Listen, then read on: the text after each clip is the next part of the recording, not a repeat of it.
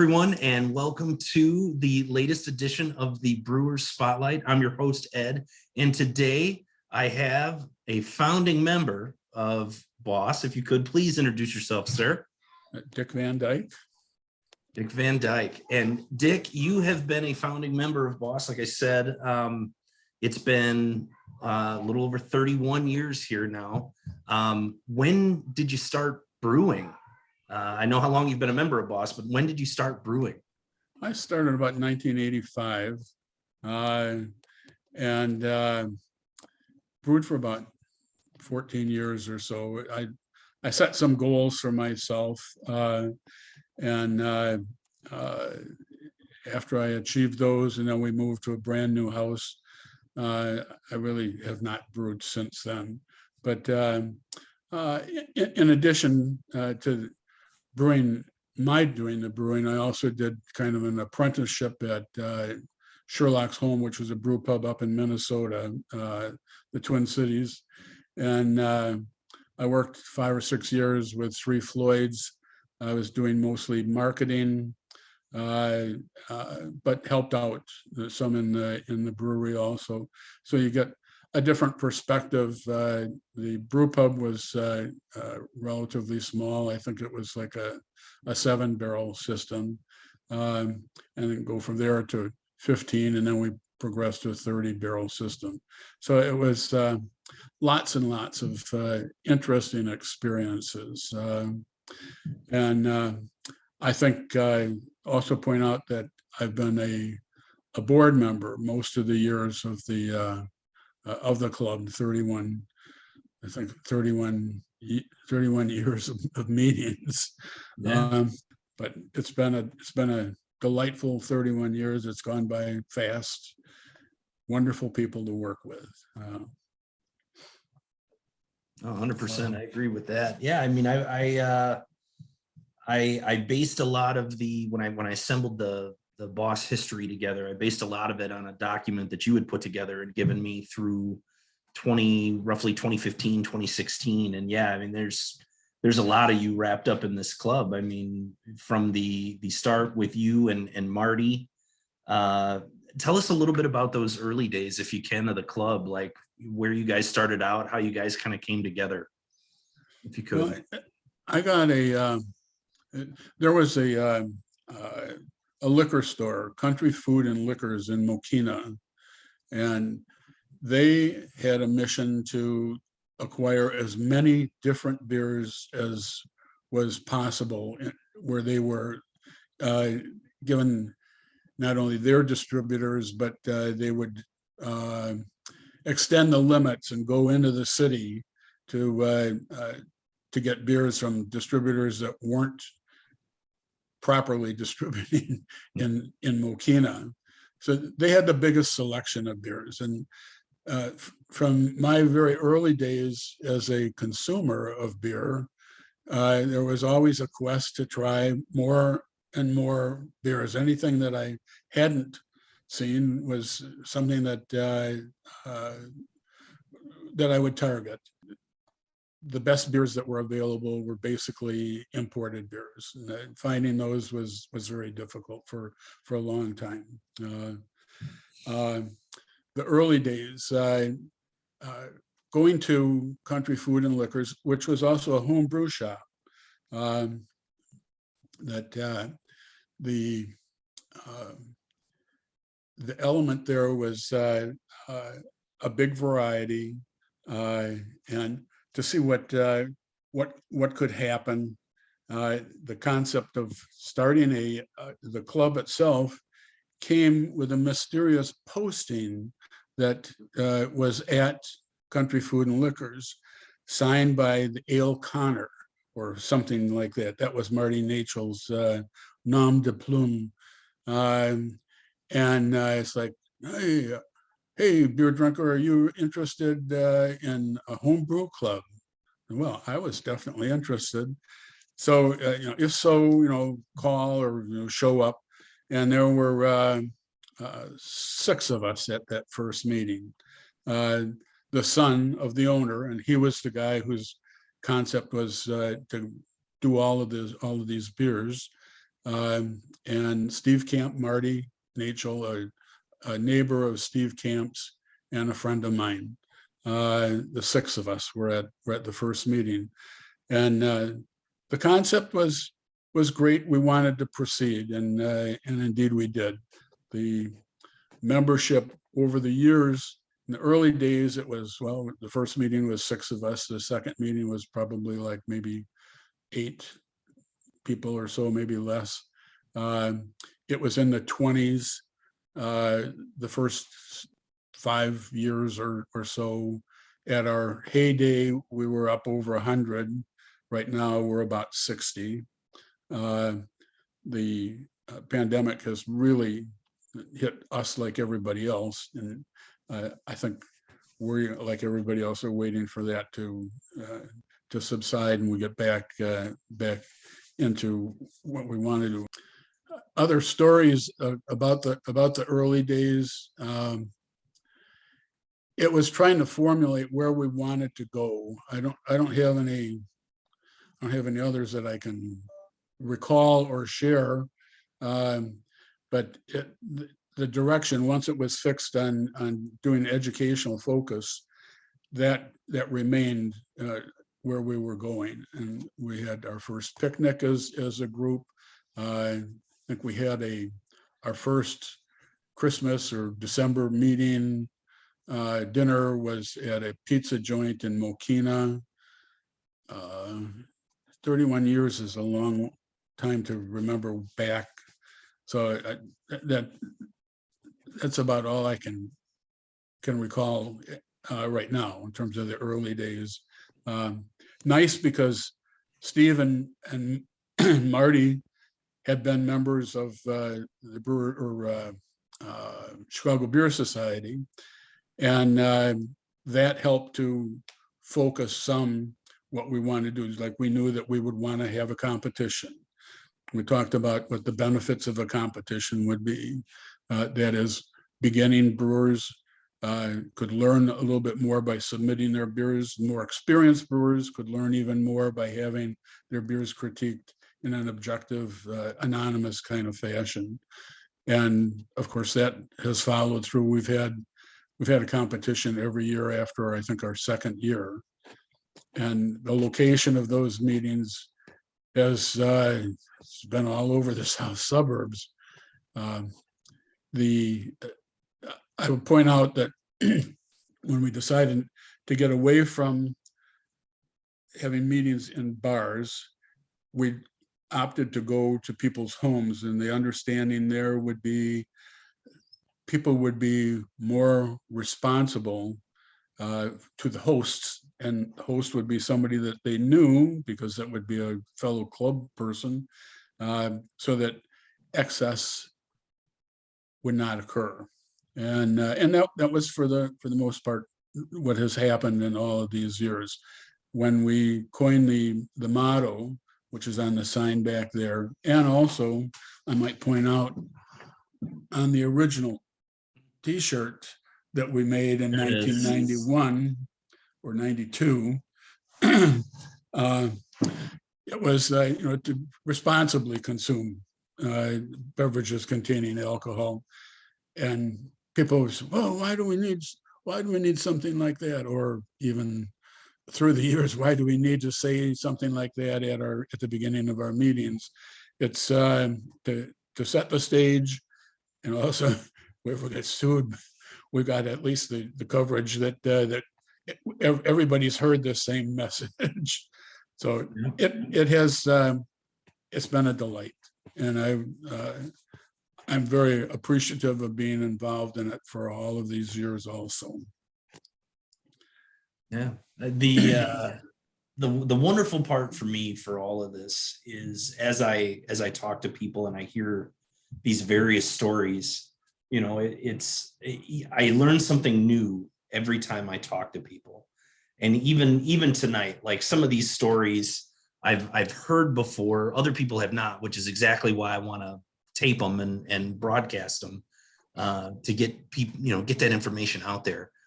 But the fact that you and Marty and Steve didn't know each other at that first meeting, Like that's brand new information to me that I did not know until tonight, was that that was the first time you guys had actually met in person. That's astounding to me. And here we are 30 some years later, Yeah, still talking about it. That's something yeah, else. That's awesome. yeah. And you think of 31 years, it's rare that a club that gets started, as opposed to like a Kiwanis or a Rotary or something like that, that is already founded nationally. But you start a local club, it's rare that it lasts 10 years. 30 years is remarkable. And it's even more remarkable that this club also involves alcoholic beverages. Um, so I I think, you know, we take some pride in that we did accomplish, moderation, and education, and fun. Mhm. I like it. I like it. So going back to the actual brewing aspect of the homebrew spotlight here, right? Um, that first beer that you made when you brewed back in '85, do you remember what it was? Do you know what you made that first beer? Yeah, What's that earliest beer you do remember? it was a pale ale, Okay. and it was all extract. Followed the assiduously followed the directions. I think I got the kit out of, I want to say Minnesota, but I'm not positive. It had a British yeast. Uh, uh, I was pretty proud of it when I first tasted it after it was done aging, uh, and when I got the opportunity to sample more interesting beers and more home brews, I started to realize that that was pretty sweet for this style. Didn't Mhm. have enough hops in it. It wasn't attenuated fully. Um, so I could be critical, but uh, I kept a bottle of it for probably 10 years or so, went back and sampled it. Same thing, it had attenuated more, but it was still too sweet. And yet it wasn't infected. So, you know, my attention to details apparently worked out. All right. So that pale ale, like you said, a little sweet, but still enough to keep you in the hobby, as you went. Um, was that a style that like you kind of stuck with, like that you really wanted to keep brewing? Or, I mean, I know you for roses that we're gonna get into here in a little bit, but like, I mean, were there particular styles that you really wanted to like nail, and then were there other styles where you're like, I am not interested at all in learning how to do that, like I want to work on this? Well, uh, I was a fan of uh, beers from the British Isles and from Germany from the get-go, and still am. And uh, one of the missions that I had was to brew each of the various styles of the pale ales from England, starting with an ordinary bitter and going all the way up to barley wines, and did all of those, and took some real special delight in doing ordinary bitters because there's not much that you have to work with at a gravity that is 3.5% or thereabouts. And that was a delight. And then getting into some of the German beers as well was fun. Those are the ones that I probably still like the most.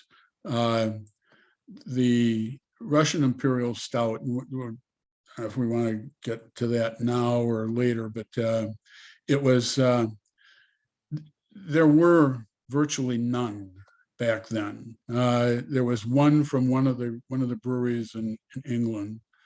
The ones that would have come out of California or elsewhere or out of Illinois, there were none that were available early on.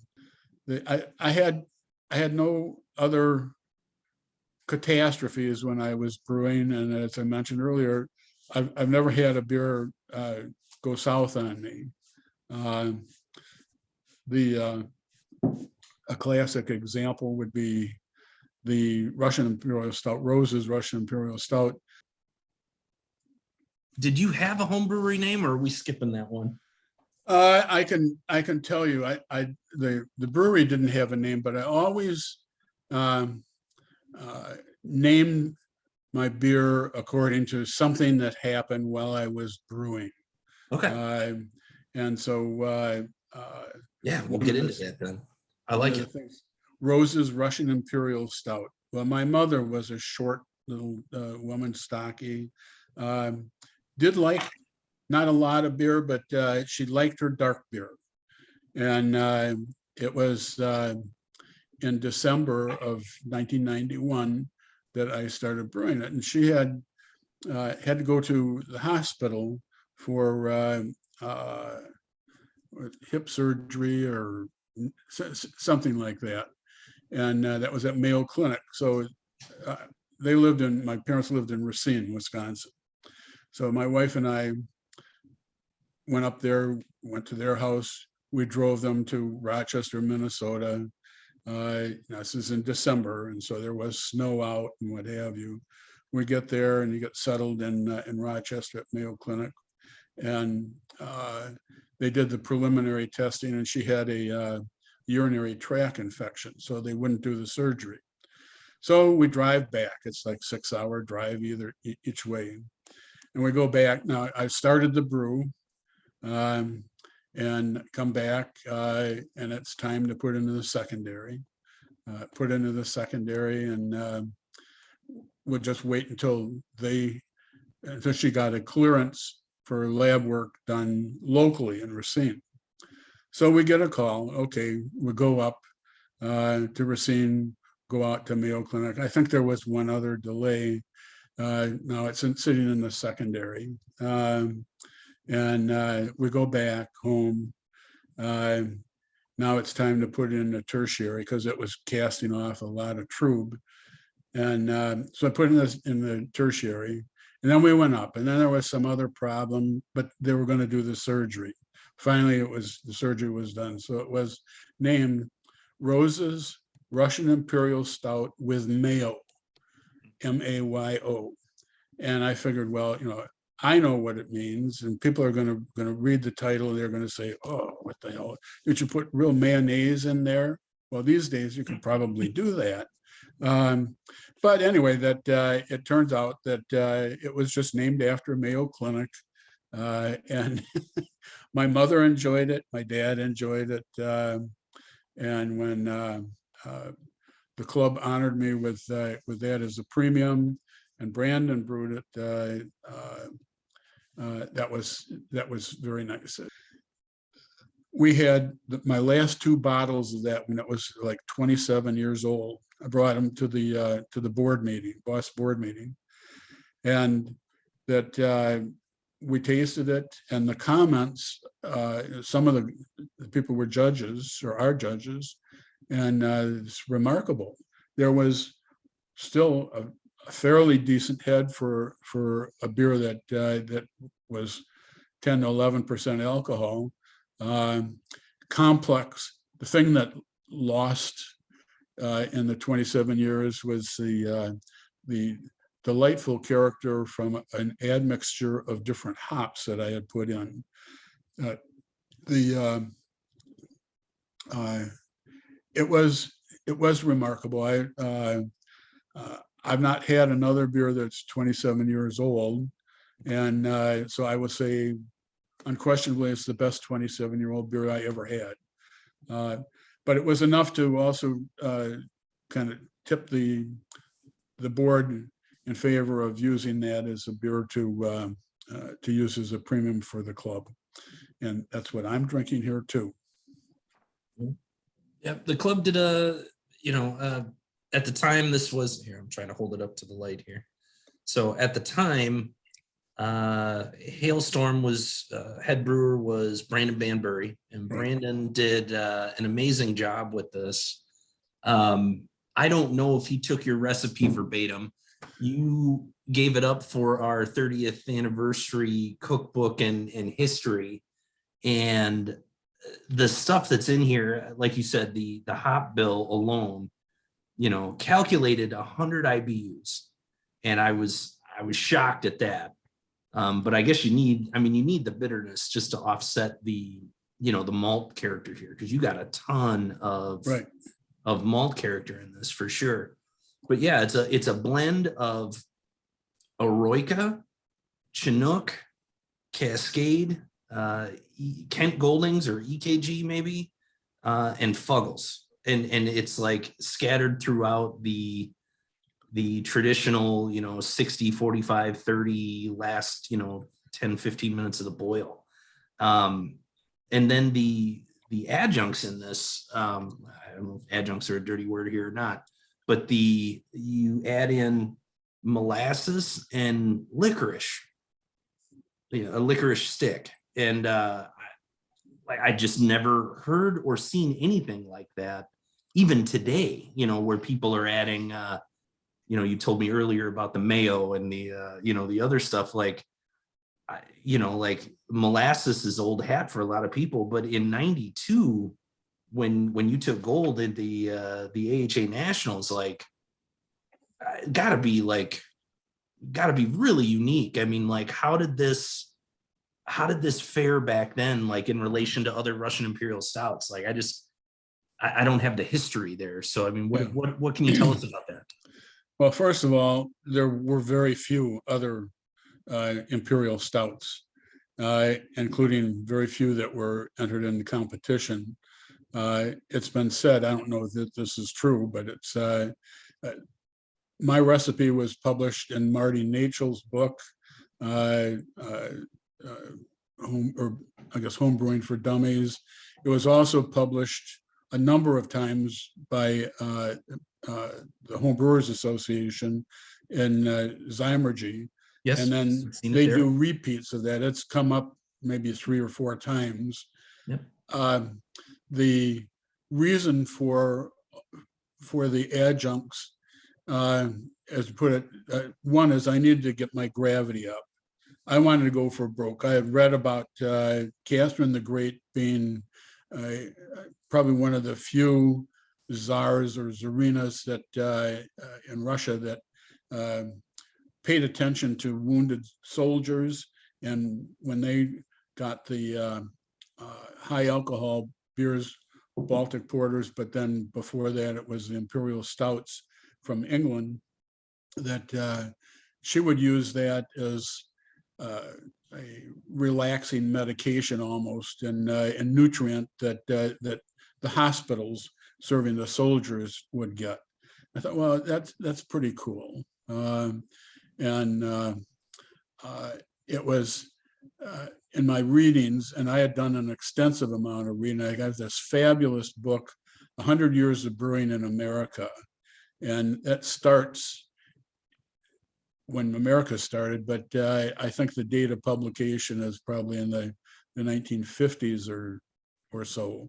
And that had read that there were a lot of additives that were put into beers to make them dark or to make them bitter, that is to offset the sweetness of the beer, not so it wasn't cloying.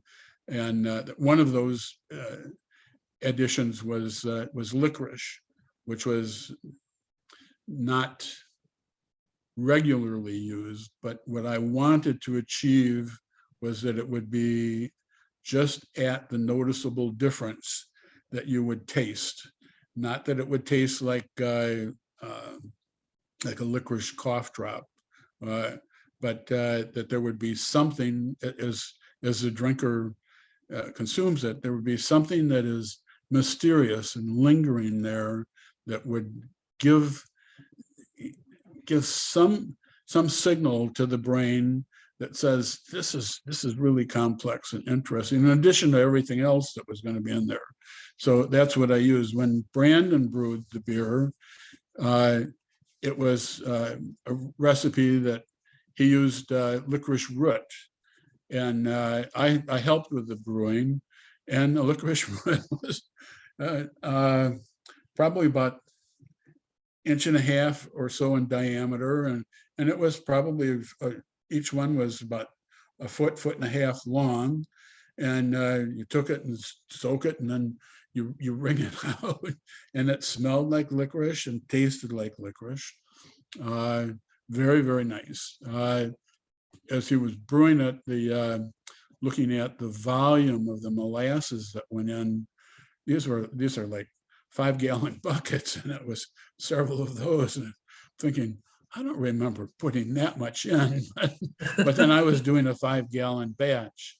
The rest of the complexities would come from the hop additions that you've already alluded to, and then just the complexities that would come from the different malts that I was using.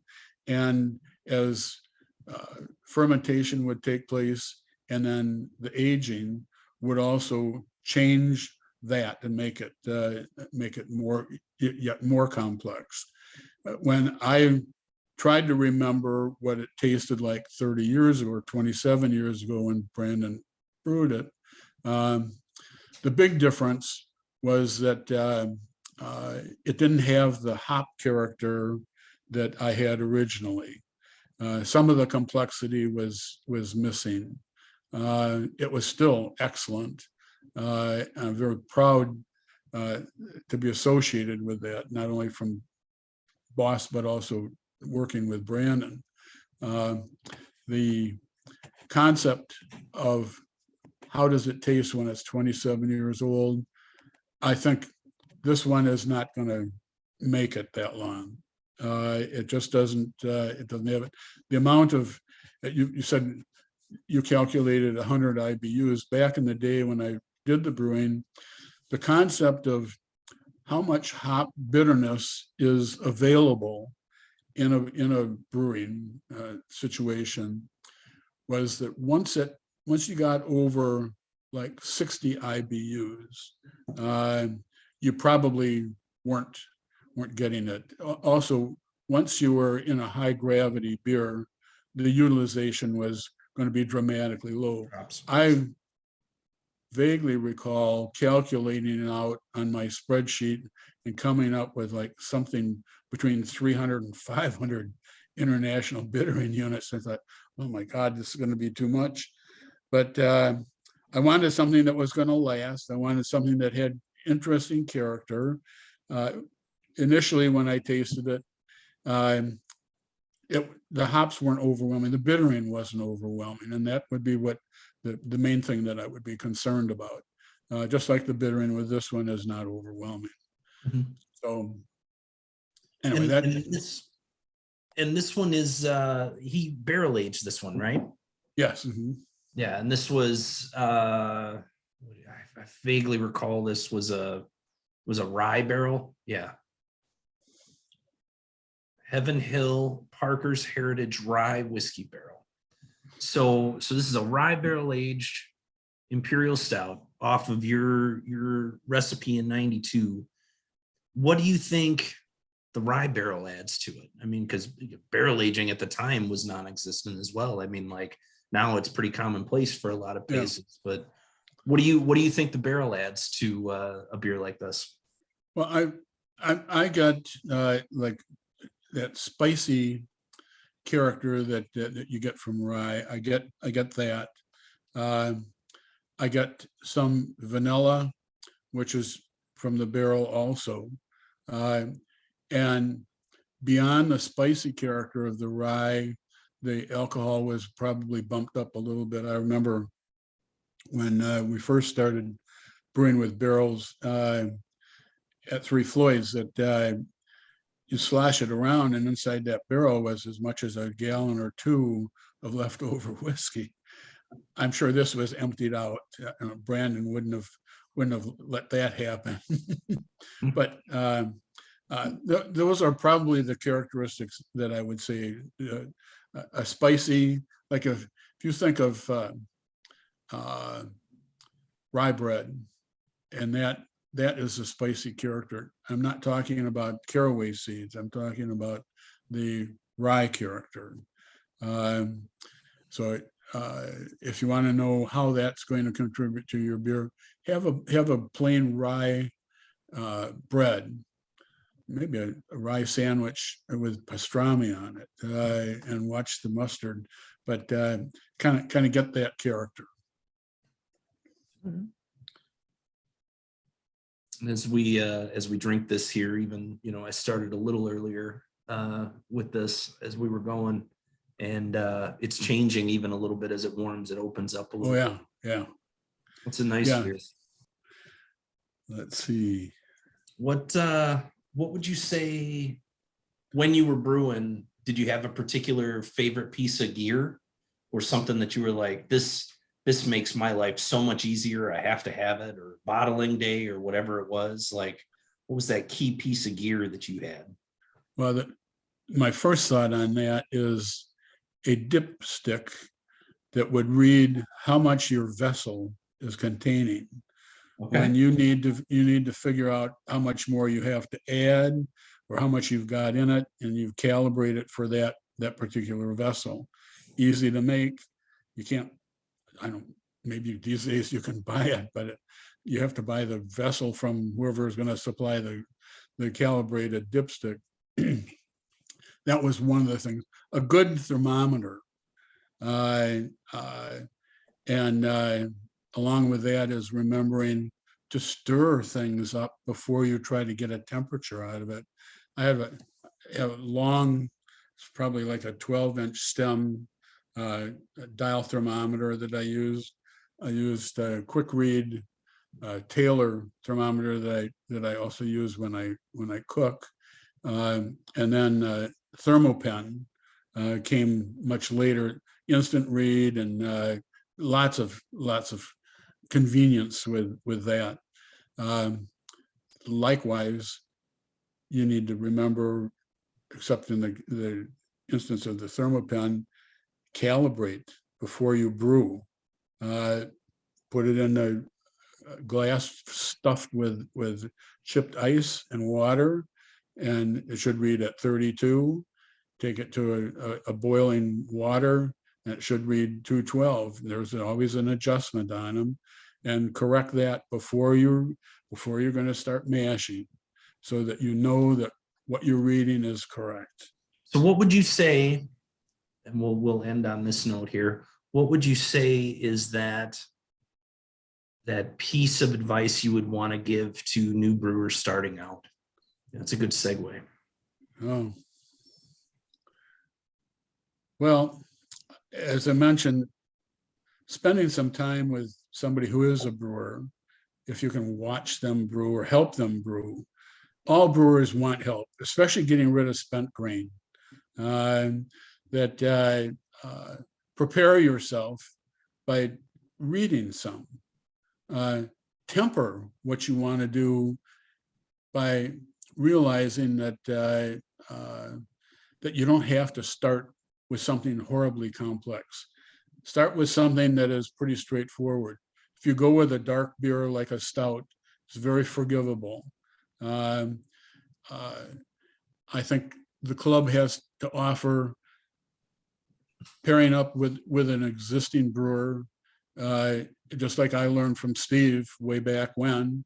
Others can learn from other brewers. I think having a brewer's log. Now, this starts to be perceived as like being obsessive compulsive, but it's not. It's one of the essentials. I can't tell you how many times I've talked to brewers and I said, well, what was the original gravity on this? Oh, I didn't check that out. What's the alcohol level? I don't know. What did you put in this beer? I don't recall. It should be, and I want to keep it fun. Mm-hmm. But part of the fun for me has always been if I can succeed at something and to accomplish what I was after, that makes it a hell of a lot more fun.